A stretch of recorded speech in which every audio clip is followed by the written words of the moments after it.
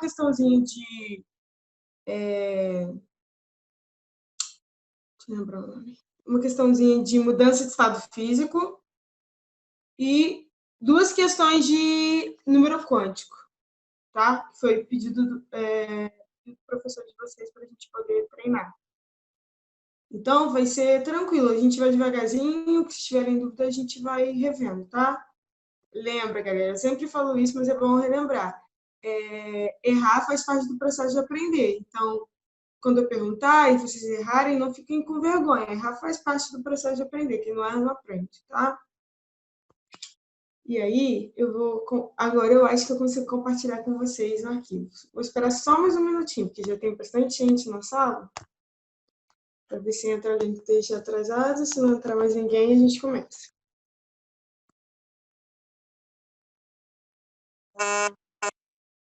Vou compartilhando, enquanto isso, o arquivo com vocês.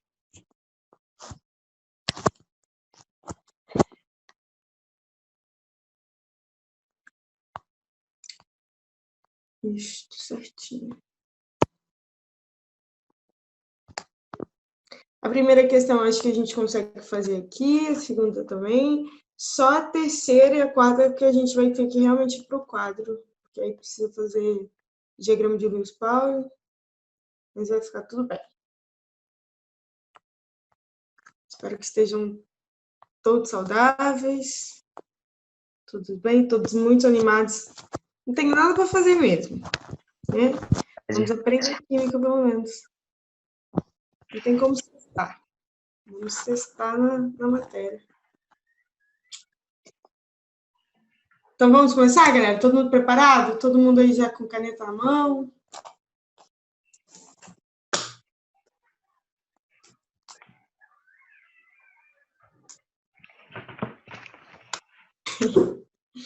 Estão me ouvindo direitinho?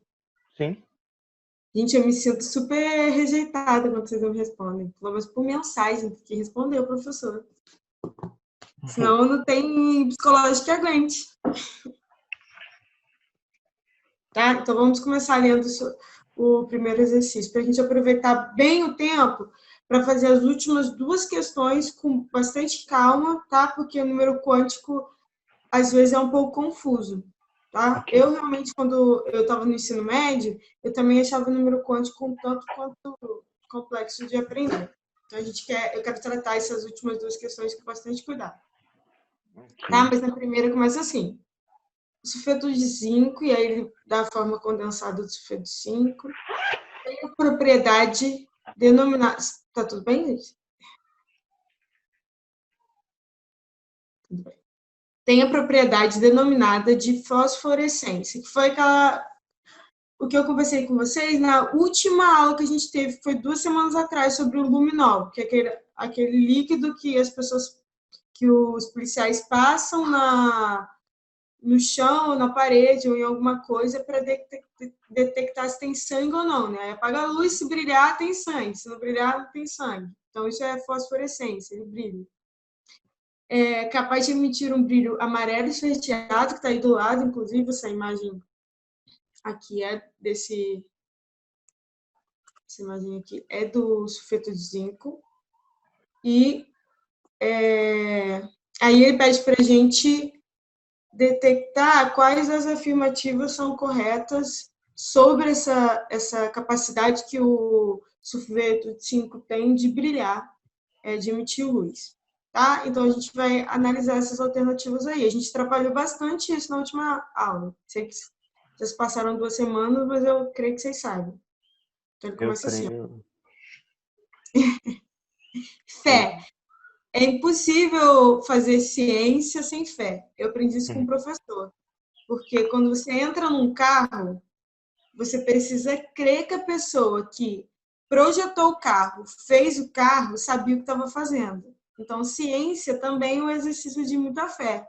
A gente entra debaixo de um prédio crendo que o engenheiro calculou direitinho todas as coisas ali. A gente entra no avião crendo que a pessoa que projetou aquele avião sabia fazer aquilo. Então, a gente acredita bastante nas pessoas, né? Fé faz parte do exercício cotidiano da nossa sociedade atual. de uma forma diferente. Então, a letra A, tá? Voltando ao assunto que eu já viajei aqui, né?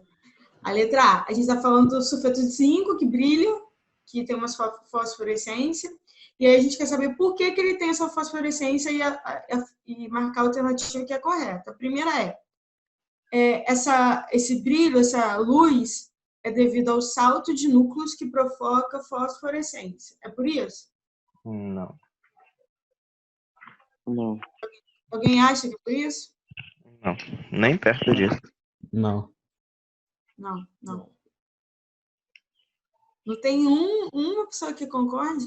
Sempre tem. Não tem.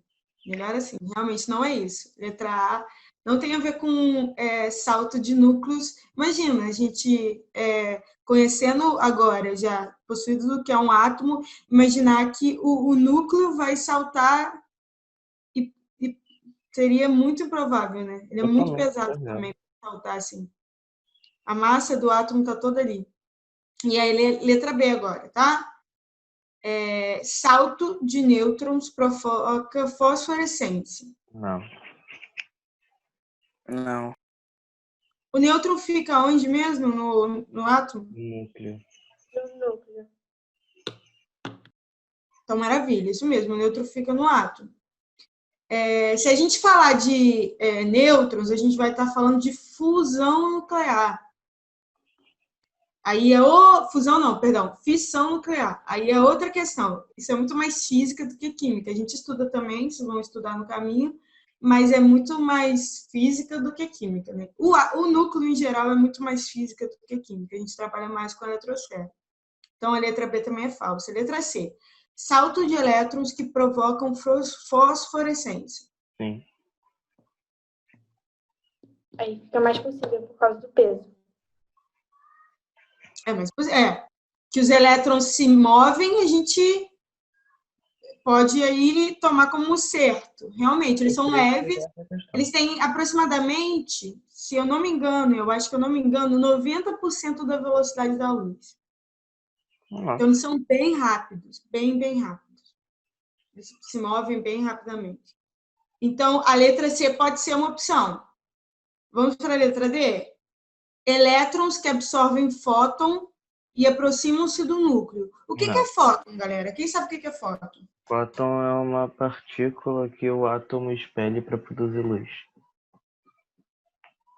No caso, o elétron expele e produz luz. Fóton é uma partícula. Muito bem. A gente tem uma partícula de radiação que é um fóton, que é a radiação gama, por exemplo. Fóton é luz. Então, qual é a velocidade do fóton? A velocidade da luz. A velocidade da luz. Então, ele é muito rápido. Para a gente ter noção, a gente tem uma física completamente diferente para coisas que viajam à velocidade da luz. Então, os elétrons, ele está falando que os elétrons absorvem os fótons e aproximam-se do núcleo. Não. A probabilidade matemática de se ter um elétron dentro do núcleo tende a zero, não é zero. Entenda uma coisa, o fato dela não ser zero não significa que tenha elétrons no núcleo. Não tem elétrons no núcleo. Isso é impossível. Só que matematicamente há uma mínima possibilidade, mas é impossível, não tem. Então a letra D também está errado. O que tem no núcleo é nêutrons e prótons, inicialmente, tá? Letra E.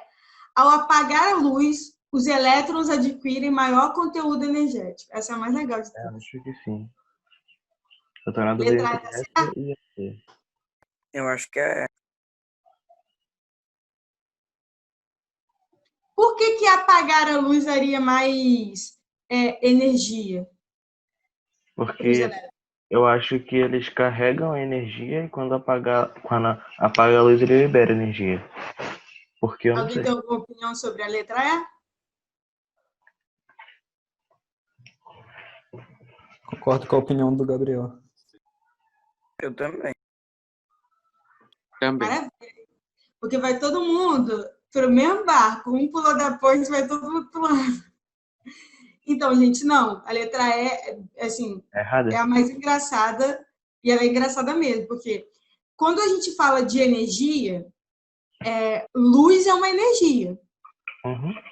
para eu dar energia para alguém, por exemplo, se eu desse calor ou fornecesse através da luz uma energia, talvez eu carregasse esse elétron.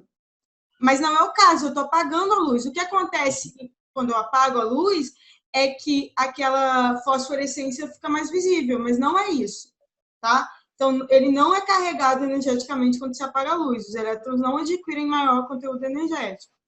Não é isso. Então, a gente ficou com a letra C. Mas a letra C tem um pedaço da verdade, ela não é toda a verdade. Qual é a verdade sobre como as coisas emitem luz? Eu não lembro qual que é o nome da partícula, mas quando ele vai para longe do núcleo, ele ganha uma partícula, não lembro qual que era o nome, e quando ele volta para a posição original, ele libera um fóton. Maravilhoso. Ele vai passando de camadas. Isso aí, gente, muito bem. O que acontece? Os elétrons, eles são, às vezes, excitados. Como que um elétron é excitado? Ele ganha energia. Por algum motivo, aquele elétron foi carregado, então ele vai saltar para o próximo nível energético. Lembra, camada é também nível energético. Se você não está no nível, você tem que estar no acima ou no abaixo. Se você ganha energia, você salta para cima, para o nível energético superior. Só que a tendência da natureza é o quê? O equilíbrio. Então, quando o elétron salta para o nível superior, ele tende a voltar. E quando ele volta, ele emite fótons. E aí, isso é a luz. É assim que a gente tem luz. Qual é o modelo que nos dá essa contribuição? Bohr. Modelo de quem? Bohr. Rutherford Bohr. Beleza? Então, foi esse modelo. Gente, maravilha, tá? Esse processo de fosforescência é muito importante. Entender que o elétron salta, ele volta. Na volta, quando ele emite luz. Então, ó, acredito que vocês estão bem nessa questão, beleza? Então, a gente vai para a próxima. A próxima é um gráfico, que é sempre muito importante. Gráfico sempre cai muito em tudo. E é um gráfico sobre mudanças de estado, tá? Então, a gente vai fazer essa. Essa aqui também dá para a gente fazer assim direto. As próximas a gente faz no quadro. Deixa eu ver que horas são. Ah, tá ótimo. Então, e aí ele começa assim, ó. Os estados de agregação das partículas de um material indeterminado, então a gente não sabe qual é esse material, possuem algumas características diferentes. Conforme a figura 1, que ó, tá aqui. Figura aqui. Conforme a figura 1, beleza? E aí ele continua. Por outro lado, as mudanças de estado físico desse mesmo material são representadas por meio da curva de aquecimento que correlaciona valores de temperatura com a quantidade de energia fornecida sobre a forma de calor, apresentados abaixo. Então, o que a gente tem é a temperatura que está na vertical, que é essa que está em pé, tá? Quando eu tinha idade de vocês, tinha muito problema com vertical e horizontal. Isso aqui é vertical.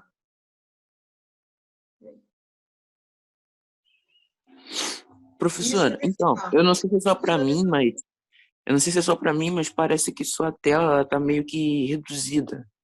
Sim, parece meio cortado. Estágios, uma em cima, outra embaixo. Como assim? É porque eu aumentei, não foi não? Não sei, acho que foi. Aí, agora tá melhor. É porque eu aumentei para vocês verem melhor. Tá? Tá. Ó, então a gente está falando desse gráfico, tá? Nesse gráfico, a gente tem na vertical a temperatura e na horizontal a energia, tá? E aí ele quer que a gente correlacione a figura 1, que tem esses 3 modelos aqui, de substância, e o gráfico 2, a figura 2, né? E aí ele fala uma relação entre os dados da figura 2 e os estados de agregação da figura 1 permitem estabelecer qual relação. Então, quem está com quem, tá? E aí a gente já tem aqui no gráfico não, perdão, na imagem, vocês estão vendo a imagem direitinho, bem próximo? Uhum. Então, ó, na imagem, a gente tem o estado sólido aqui, o estado líquido e o estado gasoso. Qual é a diferença que vocês já percebem só olhando para esse estado? Agregação de partículas. As quê? partículas. Quantidade. Agregação de partículas. Agregação de partículas, mas o quê? Eu aqui só posso falar com você. Na partícula gasosa, elas são mais separadas, elas estão mais livres. O espaço que eles ocupam. Quantidade? Oi? Quantidade? Quantidade? Quantidade por espaço, realmente. Então, olha só que interessante.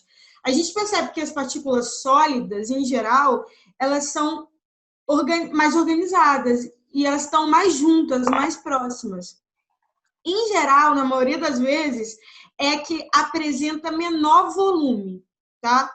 O que é menor volume? Se eu colocar, por exemplo, um líquido desconhecido para congelar num recipiente fechado, cheio, geralmente ele diminui. Isso não acontece com a água, por exemplo. A água expande. A água expande. A água é um dos... Eu acho que só tem a água e mais um elemento que expandem quando vão para o estado sólido. Então, a água, ela expande. Ela tem um gráfico, quando a gente vai olhar o gráfico da termodinâmica dela, tem um gráfico contrário. Então, a maioria dos líquidos se comportam diminuindo o volume, só a água e mais um que aumentam o volume. Mas assumindo que diminuam. Por quê? Porque eles são mais organizados, então eles estão mais próximos.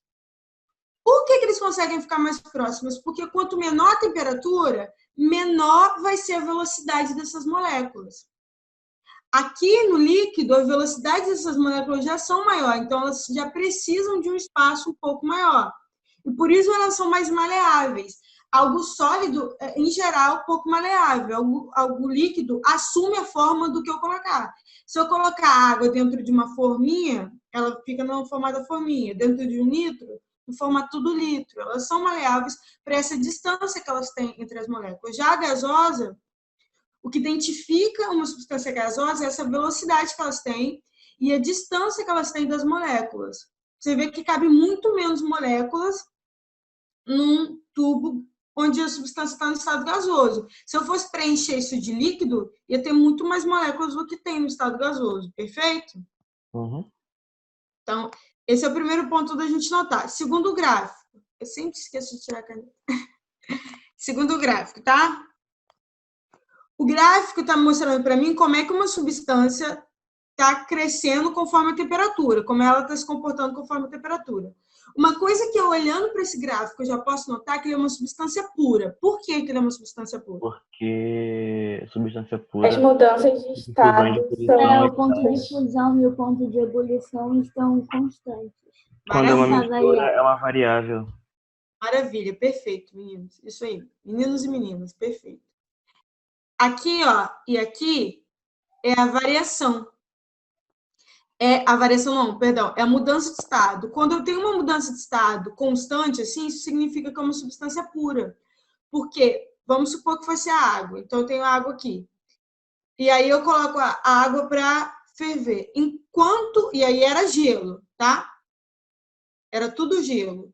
Enquanto essa água toda não virar líquido, e eu colocar um termômetro aí, se for uma substância pura, a temperatura dela vai ser 0 graus Celsius. Até todo o gelo derreter. A mesma coisa se ela for se ela for agora ferver. Se ela for ferver, ela não vai mudar a temperatura até tudo virar vapor. A temperatura dela vai ficar em 100 graus Celsius, diferente de uma substância, de uma mistura. Perfeito? Então, maravilha. E agora eles querem que a gente correlacione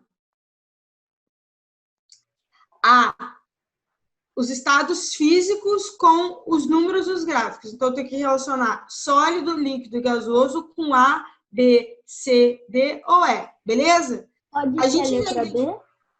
Poderia ser a letra B? A gente vai chegar lá. Tá?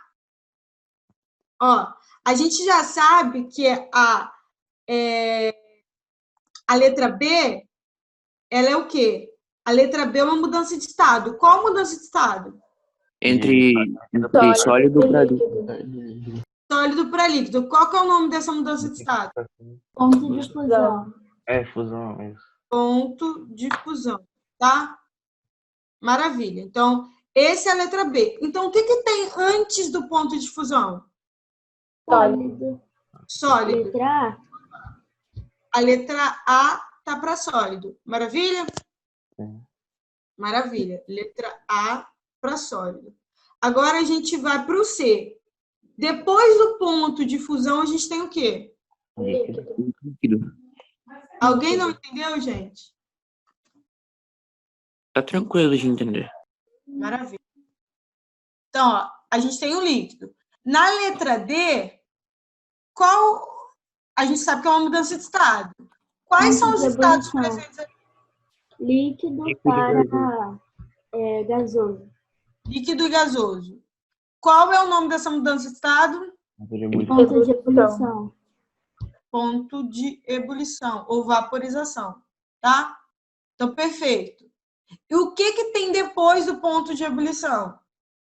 Estado gasoso. Então, letra A é estado gasoso. Isso aqui é um C, né? Nossa, que isso é feio. Jesus. Então, ó, maravilha. Deixa eu limpar, porque vai sair tudo. Então, ó, a resposta certa é qual letra? A, B.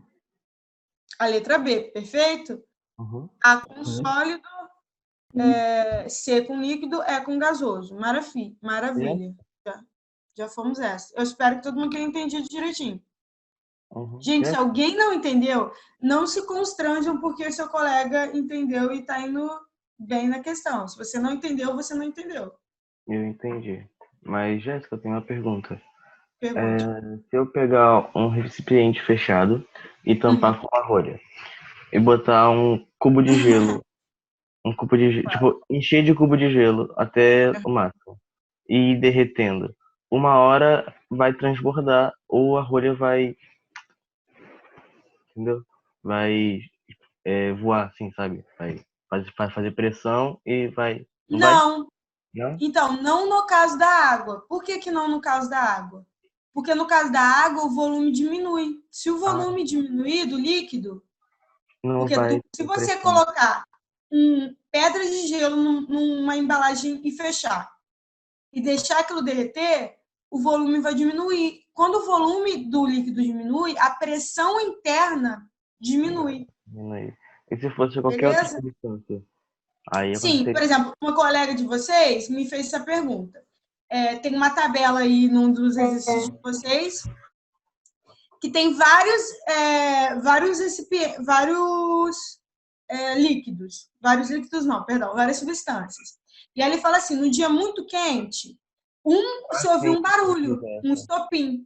Então, isso significa o quê? Quando a gente ouve a rolha saindo, significa que a pressão dentro da embalagem, dentro do vidro, está maior do que a pressão fora. Porque se a pressão maior for de Quanto fora... menor a temperatura, maior a pressão. Isso. Quanto maior a temperatura, maior a pressão. Mas o que faz a pressão aumentar? Quando ele se expande. E tá vendo como a diferença... Olha só que maneiro. Tá vendo como a diferença do líquido para o gasoso é muito grande? Então, quando eu mudo do estado líquido para o estado gasoso, o meu volume expande muito, logo a minha pressão aumenta muito. Essa mudança é característica por mudar muito a pressão do recipiente. Então, por exemplo, se estava líquido e agora isso aqui ficou gasoso, provavelmente essa tampinha aqui vai sair. Isso aí a questão fala assim, ó, num dia muito quente. Um dia muito quente aqui no Rio de Janeiro é mais ou menos quantos graus? 40. 48 no máximo, né? Caraca. Tá quente todo dia, praticamente. A UFRJ, que é onde eu fiz faculdade, ela adora greve. Então, a gente sempre tinha aula em janeiro. Quando a gente tinha aula em janeiro, era um sol tão quente, que a gente saiu, o asfalto estava derretendo na nossa frente. 48 graus. Das substâncias que estavam lá, a única que ficaria em estado gasoso a 40 e poucos graus, era uma que eu acho que entrava em ebulição a 38. Tinha uma só, o resto era 70 para cima. era aquela substância que virava gás que fez com que a rolha saísse. Perfeito? Sim, obrigado. Tá? Alguém não entendeu isso, gente? Quando ela está sólida, a maioria ocupa menos espaço, né? Sim, a maioria. Mas então por que, por exemplo, a cerveja, quando ela fica muito tempo no congelador, ela explode? Porque a cerveja é feita com o quê? Esqueci o nome. Fermentação. Cevada e Cana. cevada, que é um grão, e água. É por causa da água que ela explode. Entendeu? Se eu fizesse a cerveja com nitrogênio líquido, não explodia. Mas a gente faz com água, até porque basicamente todas as nossas bebidas são à base de água, né? Então quase todas expandem quando a gente coloca no congelador. Entenderam? Entendi. Obrigada. Maravilha. Então, isso já. Essas questões são bem legais. Eu gosto muito de expansão. Isso acontece com os metais também, por isso que os trilhos têm aqueles espacinhos, porque os metais expandem no calor. Enfim, agora a gente vai para números quânticos. De primeiro, eu queria saber quem consegue fazer uma distribuição por Linus Pauling, que é isso aqui. Bem. Eu creio que eu consiga fazer bem. Alguém não consegue, gente? Desculpa. Eu tenho muita dificuldade nisso. Então, ó, eu acho que a gente devia, se todo mundo concordar, investir 5 minutinhos que seja para a gente fazer uma revisãozinha de Linus Pauling, como é que faz, tá? Uhum. E aí, a partir dessa revisãozinha, a gente volta para o exercício. Tudo bem para todo mundo? Tudo ótimo. Então, maravilha. Eu vou tirar a imagem aqui e a gente vai fazer uma revisãozinha para lembrar como é que faz essa distribuição, tá? Então, galera, a gente tem uma dica para quem não consegue. Assim, é muito raro os exercícios pedirem para você montar a distribuição. Geralmente, eles vão te dar o diagrama e aí pedem para você distribuir. Mas, professor, eu tenho muita dificuldade para lembrar como é que é a distribuição, tá? Então, primeira coisa é numerar de 1 a 7. 1, 2, 3, 4, 5, 6, 7. O segundo vai vir de 2 a 7. Então, vai ser 2, 3, 4, 5, 6, 7. O terceiro, de 3 a 6. 3, 4, 5, 6. O último vai ser 4 e 5 só. Você está vendo que na teoria eu estou fazendo um triângulo assim? Ó, na teoria eu estou fazendo um triângulo. Beleza? Então é assim que a gente começa numerando. Depois a gente lembra quais são os orbitais. Os orbitais começam com S, P, D e F. Beleza? Então vai ser S para todo mundo aqui. T aqui. D aqui, tá? Para todo mundo. F. E aí a gente vai lembrar quais são os valores de quantos elétrons cabem em cada orbital desse. Também é muito fácil. Começa em 2, então S é 2, aumenta 4. Então, 2 mais 4, 6. 6 mais 4, 10. 10 mais 4, 14. Beleza? Uhum. Então, até aqui, isso é o básico. A gente montou o diagrama. Geralmente, a questão vai te dar o diagrama. É muito raro eles pedirem para vocês montarem, mas enfim. E aí, a gente vai fazer... Depois que a gente montar o diagrama, a gente vai fazer os riscos para a gente saber como a gente vai se guiar. Então, começa sempre da direita para a esquerda, tá? Direita para a esquerda. Direita para a esquerda. Direita para a esquerda. E aí você vai riscando quem dá.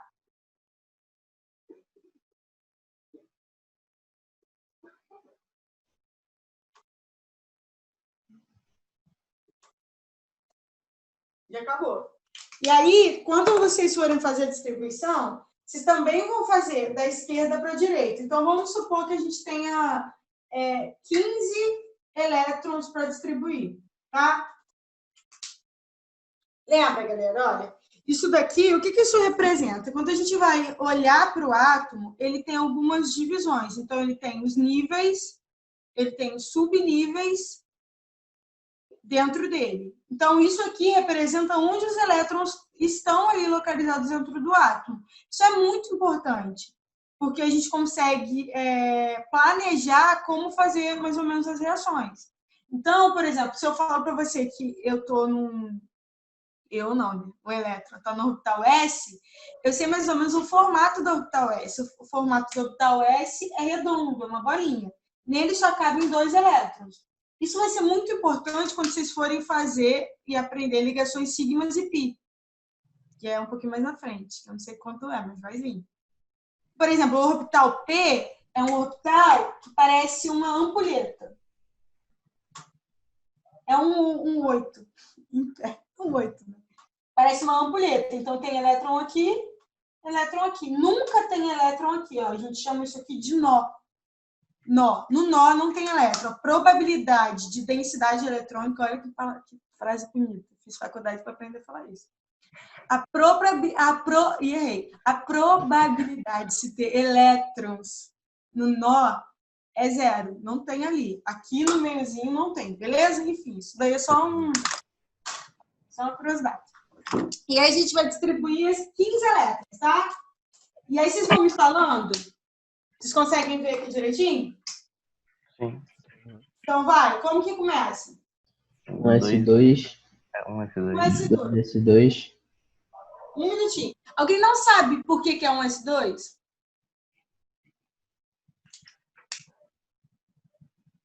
É 1S2, galera. Quando fica quieta, porque não sabe. 1S2 é esse aqui, ó. É porque a gente começa da esquerda para a direita e o primeiro é esse, 1S2. Depois. 2S2. Depois. 2P6. 3S2. 3P3. Jéssica, mas cabem 6 elétrons no P. Por que você colocou só 3? Porque tem que dar 15, ó. Aqui eu tenho 10 elétrons, aqui eu tenho 5. Logo, eu tenho 15 elétrons. Então, acaba por aqui. E aí, acabou. Qual é meu último nível energético nesse caso? 3P3.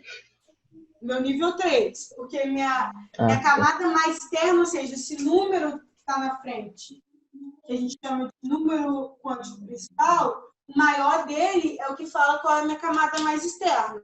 Então, ele é 3. Isso significa o que na tabela periódica? Significa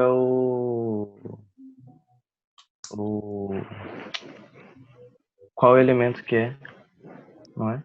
Qual elemento que é? Não, elemento é próton. Significa que ele está em qual período? Não sei. Do terceiro, porque ele tem 3 camadas, e período fala de camadas.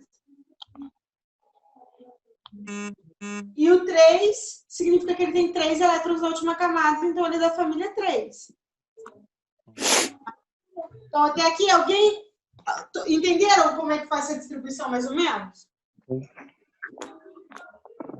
Ou piorou? Pode repetir essa parte do 3? Eu entendi a distribuição, só que essa parte eu não entendi o porquê a parte do elétron e a outra parte. Ah, tá. Vocês já viram tabela periódica? Não. Já. Já? Não perdi. Estudaram tabela periódica? Que eu lembre, não. Não. Ah, então é por isso, amor. A tia viajou. Ó, na tabela periódica, quando a gente vai ver ela, a gente tem períodos, tá? Só para adiantar aí. Períodos são as linhas. E a gente tem colunas, tá? Como ele está no nível 3, ele está na terceira linha. E como ele tem 3 elétrons na última camada, significa que ele está na terceira família. Então, ele está aqui, ó. Eu consigo localizar ele na tabela periódica pela distribuição também, mas vocês vão ver isso no futuro. Maravilha? Uhum. Revisão de números quânticos, que a gente já parte da briga, tá? Número quântico principal. Qual que é o símbolo do número quântico principal? É o N. N, tá? Número quântico principal é representado pelo N. O que o número quântico vai me dizer? O nível. O nível energético, por isso é N, tá? Nível energético que está elevado. Isso é o número quântico principal. O número secundário, número quântico secundário, qual que é o símbolo dele? L. L. E o que ele vai me dizer? Subnível. Subnível. E o que é subnível? É o SPDF. Não é nada mais do que orbital. Então, o número quântico secundário vai me dizer em qual orbital ele está. E aí, quando eu sei qual orbital que ele está, eu vou saber quantos elétrons caem naquele orbital. Lembrando que o número quântico principal vai de 1 a quanto? 1 a 3, não, 1 a 4. Não, é 1 a 7. 1 a 7. 1 a 7. Por quê? Porque ele está me remetendo às camadas. As camadas são K, L, M, N, O, P e Q. Então, eu tenho 7 camadas. Eu tenho 7 níveis possíveis para aquele elétron estar. Então, o número quântico principal vai de 1 a 7. Alguém não entendeu isso? Eu, Quem? Matheus. Matheus, o que você não entendeu? Isso aqui. Tipo, não entendeu, não sabe nem saber o que você não entendeu, é isso? É mais ou menos isso aí. Maravilha. Então, olha só. Existe um número dentro do átomo, a gente divide ele em alguns ambientes, tá? A gente vai dividir ele em níveis, subníveis e números magnéticos principais. Uns estão dentro do outro, eles são divididos assim. O primeiro que a gente trabalha é o número quântico principal. O que o número quântico principal vai me dizer?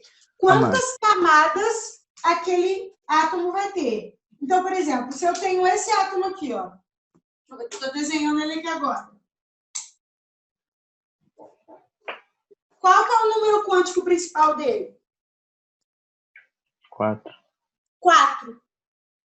É o Matheus que falou isso? Ou foi De acordo com as camadas que tem, é o número quântico. Isso, tem a ver com as camadas. Uhum. E Entendi. lembra do diagrama que a gente acabou de fazer? Sim. Não tem aquele negócio tipo 1S2, 2S2, 2P6.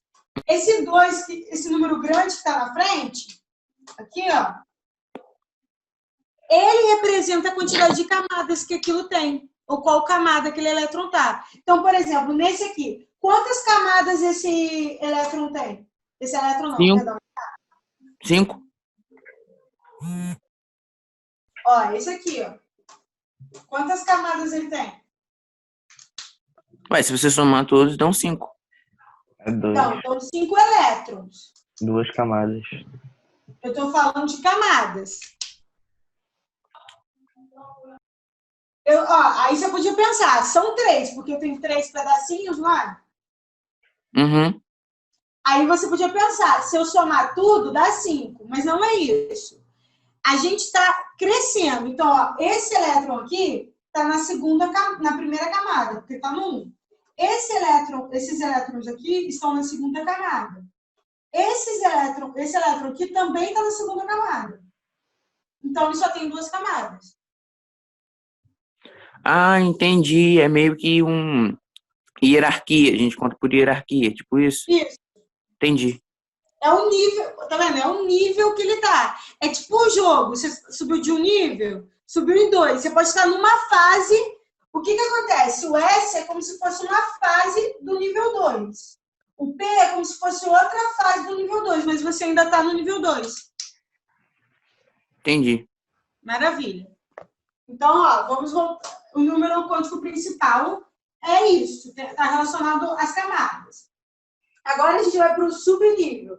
O subnível está relacionado aos orbitais. Então, ó, os elétrons estão aqui, e, por exemplo, o primeiro nível só tem S. O segundo subnível tem o subnível S e o subnível P. O que está falando? Está falando aonde a probabilidade desses elétrons serem encontrados ali na camada.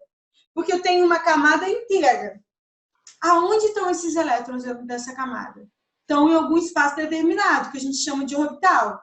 Esses orbitais são representados por S, P, D e F, tá? Uhum. Existem esses orbitais, existem mais. G e E, mas a gente não trabalha com eles. Para vocês, a gente trabalha só com esses 4. Nesses 4 orbitais, que lembra, ó, 1s2, 2s2, 2p1, que eu acabei de falar com o Matheus, isso daqui é o nível, não é? Uhum. Isso daqui é o quê? É o subnível das partidas de videogame. Então, eu estou no nível 1 do subnível S. Eu estou no nível 2 do subnível S, mas eu ainda não passei do nível 2. Eu fui para o subnível P, mas ainda estou dentro do nível 2. Ainda estou na partida, ainda estou tentando passar de fase.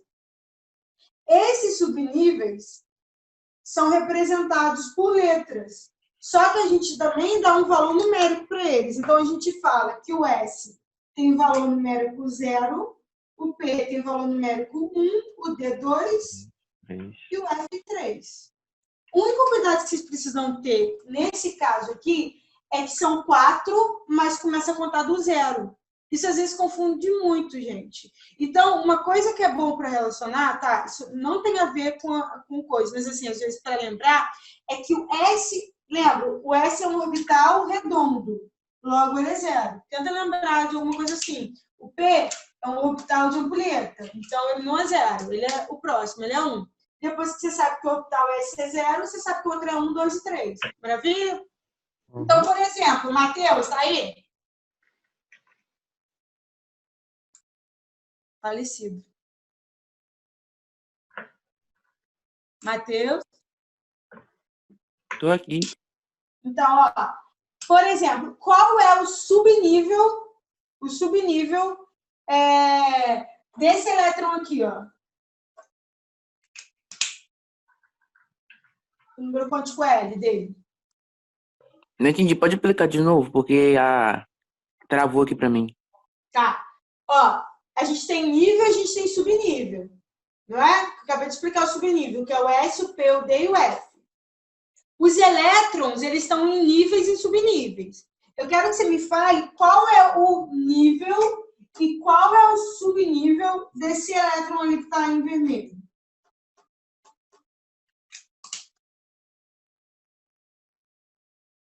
Lembra, número é fase, é camada. Nível, perdão, é camada. É a fase que você está. Qual é a fase desse elétron?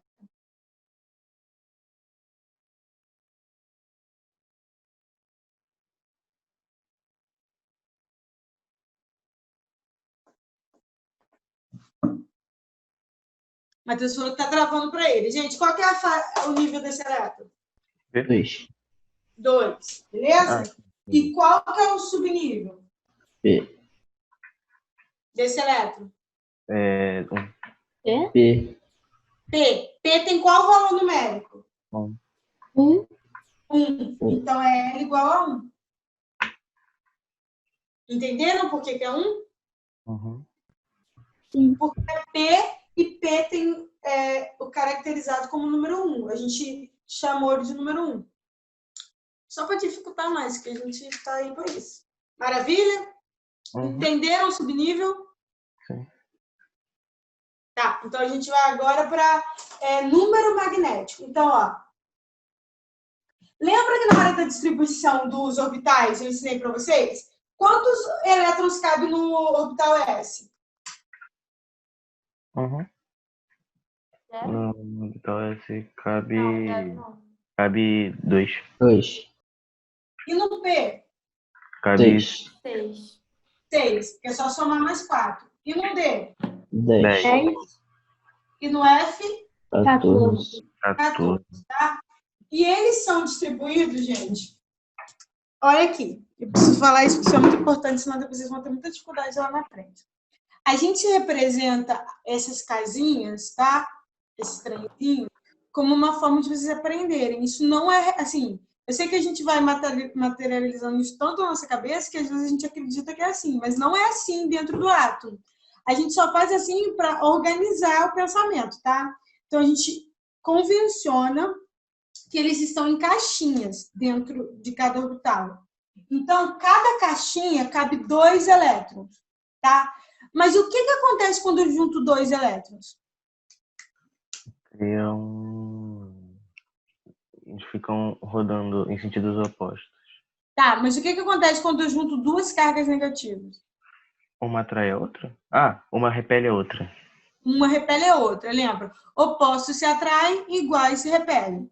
Então, 2 cargas negativas se repelem. Por isso que, quando eles estão dentro dessas supostas caixinhas, eles precisam estar girando em sentido contrário. Para que a gente chama isso de spin, força spin. Para que essa repulsão não seja tão grande, eles consigam ter uma proximidade, beleza? Então, por exemplo, dentro do orbital S, cabem 2 elétrons, então vão ser só uma caixinha, tá? Dentro do orbital P, cabem 6 elétrons, então vão ser 3 caixinhas. Professora, caixinha... é uma pergunta bem rapidinha. Mas e se os dois estiverem indo no mesmo sentido? O que isso acontece? Tem como acontecer? Isso tem como acontecer. Ah, entendi. Obrigada. Beleza? Então, ó, esse é o orbital S, esse é o orbital P. O que acontece aqui? Cada um deles cabe em 2 elétrons. Só que um tem que girar para um sentido, um para o outro, tá? Então, ó, a gente representa assim, ó. Um elétron girando num sentido, o outro no outro sentido. Estão vendo que eles estão tipo de cabeça para baixo um para o outro? Uhum. Como se a gente dormisse um para cima, um para baixo? Uhum. Maravilha? Então, eles são assim. E aí a gente vai dar números magnéticos para ele. Porque a gente gosta, tá? De complicar as coisas.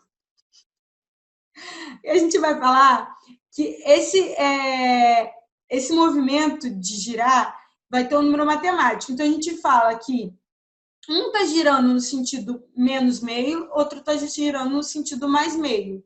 Para representar que eles estão girando em sentidos opostos. Então, ó, a gente convenciona, em geral, na maioria das vezes, que o primeiro tem sentido negativo e que o segundo tem sentido positivo. Tá? Em geral. Se o exercício convencional é diferente, geralmente ele fala, convencionando que o primeiro elétron que entre com spin positivo. Aí esse elétron aqui seria de spin positivo, esse de negativo, tá? Uhum. Além disso, isso são os spins. Além disso, a gente tem um número magnético, que são 4 números quânticos. E o número magnético, ele é catalogado assim, ó. O do meio é 0, o da esquerda é menor que 0, então é negativo, o da direita é maior que 0, então é positivo. Tá? E aí, os elétrons também entram assim. Para baixo, para cima, para baixo, para cima, para baixo, para cima, tá? Então, por exemplo, se eu te perguntar aqui, ó, qual é o número magnético? O número magnético desse elétron é qual? O magnético, não é espinha, é magnético. Menos 1. Mais um. Qual é o número magnético? Número magnético mais um. O número magnético é mais 1, ó. Porque ele está na caixinha mais 1. Então, o número magnético é mais 1. E o spin dele é qual? O spin dele é menos meio. Oi? Menos meio. Ah, menos. menos meio. Por que menos meio? Porque Ele tá por baixo. spin tem a ver com como ele está girando. E no caso de quem entra primeiro, a gente convencionou que vai ser o negativo. Então, ela é menos meio.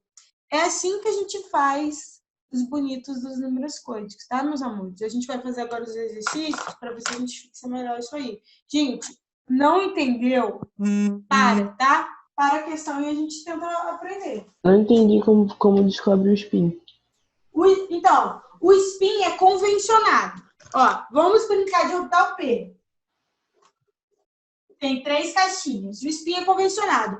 A gente convencionou que o primeiro que entra tem spin menos meio. O segundo que entra tem spin mais meio. Tá? Então, a gente tem os elétrons aqui, ó. Aqui é 0, aqui é mais 1, aqui é menos meio. Isso de números magnéticos. Se eu te perguntar qual que é o spin desse elétron? 0. Mais Não, mais meio. Mais meio. Spin é mais meio. Número magnético é 0. Ah, tá, entendi. Tá? Se eu te perguntar o spin desse elétron? Menos meio. Mais meio, porque ele é o segundo. Mas tem o menos. Não entendi isso. Então, a gente convencionou aqui, eu não sei como é que o professor de vocês usa, mais ou menos. Menos. Ah, tá, entendi. O segundo é sempre negativo. Não. O primeiro é sempre negativo, o negativo. segundo é sempre positivo. Ah, entendi. Esse daqui é qual o spin? Esse aí é o mais meio. Mais meio, isso aí. Isso. E esse daqui? Menos meio. E esse aqui menos meio, esse aqui menos meio. Aí, número magnético. Qual é o número magnético desse daqui? 0. E desse? 0. 0 também. Isso aí. Beleza? Entendi. Obrigado. Então, vamos para o exercício que a gente tem 10 minutos. Eu falei, vamos de novo. Mas os exercícios vão rápido, agora que a gente já sabe mais ou menos o que é spin. Gente, não se sintam mal por não entender muito bem isso, tá? Tem que exercitar e é realmente uma coisa nova. Então, é novo, é diferente. Eu também, quando eu tinha idade de vocês, demorei a aprender isso. Ele fala assim, ó. Quais são os números quânticos N, L, magnético é M, que eu esqueci de pôr o N, e o spin, que é S, do quarto e do último elétron de um átomo com Z igual a 9. Qual que é a primeira coisa que eu preciso fazer? Tem que organizar na tabela de Linus Pauling, diagrama. Primeira coisa que eu preciso fazer é a distribuição de Linus Pauling, beleza? Então, a gente vai fazer, ó. São 9. Se o número atômico é 9, ele vai ter 9 elétrons no estado neutro. Então, também são 9 elétrons que eu tenho que distribuir, ó. 1s2, tá? 2s2. E 2p, quantos P6? 2p5. 2p5. Beleza? Uhum. Alguém não entendeu a distribuição? 1s2, 2s2, 2p5, beleza? Uhum. Alguém se perdeu, gente? Ó, quem cala consente. Então, essa é a distribuição. E aí ele quer saber do quarto e do último elétron. Aonde está o quarto elétron? Aqui tem um 2, aqui tem um 2. Onde está o quarto elétron? O quarto elétron está no 2s2. Tá aqui, ó, 2s2. Por que tá aí, professor? Ó, porque aqui tem 2 elétrons no primeiro, no segundo mais 2, logo 4. Então, tem 4 elétrons, ele tá ali. Então, qual é meu número quântico principal, meu N? O N é o 2. Por que meu N é 2? Porque ele está na segunda camada. Porque, ó, o nível que ele tá é 2. Ele tá na segunda camada. Esse número que fica na frente, grandão. Então, é 2. Beleza? E o meu L, meu número secundário, é quem? O secundário é 0. Eu acho que Zero. Zero? Zero. Por quê? Sim, entendi. Yes. Porque lembra, os meus orbitais são S, P, D, E e F. Começa pelo zero. Então, S é igual a 0, P é igual a 1, D é igual a 2, F é igual a 3. Como ele está no orbital S, ele é 0. Maravilha?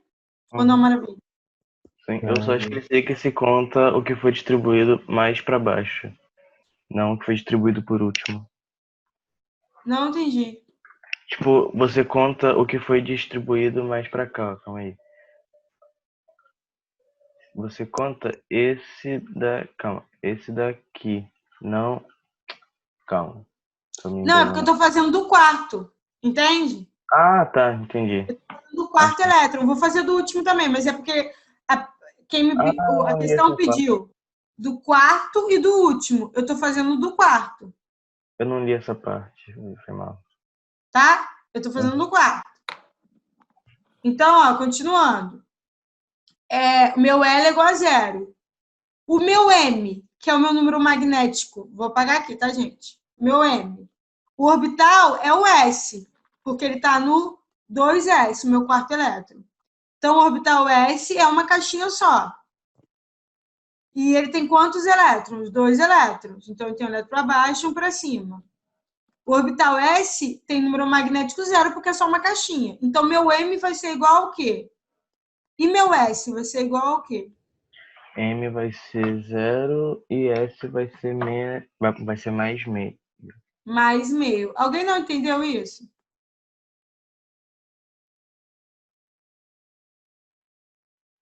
Por que é 0? Porque o valor da minha caixinha, teoricamente, é 0. E o meu quarto elétron é esse elétron aqui, ó. Esse elétron tem spin positivo, porque está à direita. Maravilha? Uhum. Agora a gente vai para o último elétron.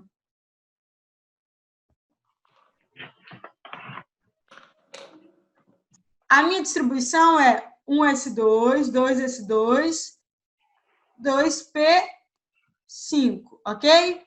Meu último elétron está no 2p5. Vou até apagar o resto aqui para a gente ver. Tá aqui, não tá? Uhum. Que é como é que é o orbital P? O orbital P cabe em quantos elétrons? Cabe em 6. 6. Então, ele tem 3 caixinhas. Eu tenho 5 elétrons, então eu vou distribuir, ó. 1, 2. Não, perdão.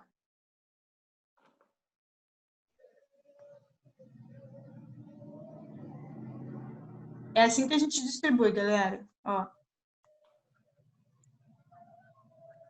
1, 2. Por que não entrou junto, entrou no próximo? Porque você distribui primeiro os negativos, depois os positivos. Na teoria, sim. Mas na prática, é por causa daquela... Lembra? Se eu junto 2 elétrons, o que acontece com esses 2 elétrons? Eles vão ficar com uma repulsão entre eles. Se eu tenho caixinha disponível, eu vou pôr nas caixinhas que estão livres. Agora, tem mais caixinha livre? Não. Então, eu vou colocar junto. Tá? Uhum. Isso faz diferença, por exemplo, se fosse só 2 elétrons. Se fosse só 2 elétrons, a distribuição não é essa. Não é essa. A distribuição é essa. Um aqui e um aqui. Tá? Primeiro todo mundo, depois a gente distribui o resto. Então, essa é a minha distribuição. Ó, qual é aqui a caixinha que tem valor 0? A do meio. A do meio. A da esquerda tem qual valor? 1. Menos 1. E da direita? A da direita tem mais 1. É que pra mim tá espelhado. Ah, tá. Mais 1. Beleza? Uhum. Esses são os valores, tá? Ele quer saber do último elétron. Então, ele quer saber desse elétron aqui, ó. A gente já sabe qual é o quê? O número quântico principal. O número quântico principal é qual? O número quântico principal é o 2. O 2. Porque esse elétron está no nível 2. O número quântico secundário é qual? Secundário é 2. É 1. Por que é 1? Porque começa com 0, 1, 2, 3. Aí ele tá no segundo. No caso é 1. Então, ele é 1. Como ele, ó, S é 0, P é 1. Então, o valor dele é 1. Beleza? Uhum. Qual que é meu número magnético? O número magnético é 0, não? É. Porque a senhora, você digitou não, o desenho errado. O último foi esse daqui, ó. Não foi, não? O último é o quinto. Então. Mas você distribui esse... Calma, eu errei. Distribui esse, aí esse, aí esse. Aí depois distribui esse e esse, não? Então o último tá no 0. Eu também Sim, fiz. então certo, perfeito, isso mesmo. Deixa eu limpar. Perfeito, gente, isso mesmo. O último, na verdade, isso aqui. Vocês entenderam o que o colega falou? Sim. Ó, vou fazer de novo para eu corrigir. Ó, esse daqui, Eu entendi. como é que a gente distribui? Lembra que eu falei? É um aqui, um aqui, um aqui. E aí a gente volta distribuindo um aqui e um aqui. Então, meu último elétron realmente não é esse aqui. É esse aqui, ó, que eu vou fazer de azul. Esse daqui, ó. Então, ele é realmente 0. Então, o valor do meu M é 0, porque ele está na caixinha do meio. Tá? Entenderam por que é 0 não é 1? Sim. Agora, o meu valor... Obrigada. Não sei quem corrigiu M, mas muito obrigada. Meu valor... M não. Meu valor... Gente, eu odeio esse negócio. Meu valor agora é o S. Meu valor é S, spin. Mais meio. Mais meio. Meu spin é quanto? Mais meio. Mais meio. Por que mais meio?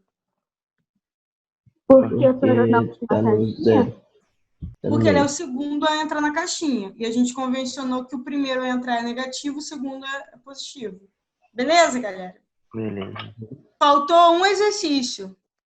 A gente fez essa revisão e ficou faltando um exercício. Então, tentem fazer em casa, tá? Qualquer coisa, me mandem a resposta. Eu mando a resposta para vocês depois, tá? Eu faço aqui, tiro uma foto e peço para o Guilherme distribuir. Tá bom? Tá bom? Tá ótimo. Então, maravilha, gente. Ó, bom final de semana, tá? Se cuidem com saúde. Eu acho que o Guilherme já deve estar por aí, que ele é o próximo. Obrigado pela aula. Beijo, gente. Beijo. Tchau.